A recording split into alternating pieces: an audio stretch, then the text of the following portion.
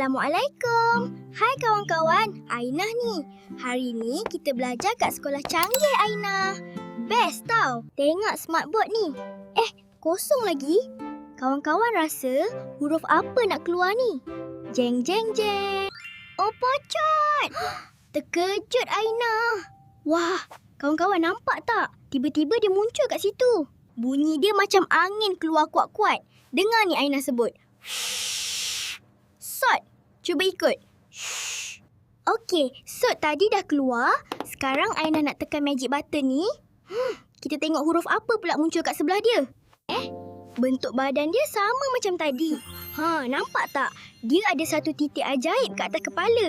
Ni huruf dot. Sebab ada titik, bunyi dia tebal. Kena kembungkan pipi tembam macam Ainah ni. Dot.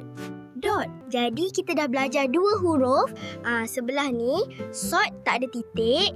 Kat sini pula dot ada titik. Pandai semua hari ni. Nanti kita belajar huruf lain pula ya dalam kelas akan datang. Assalamualaikum. Bye-bye.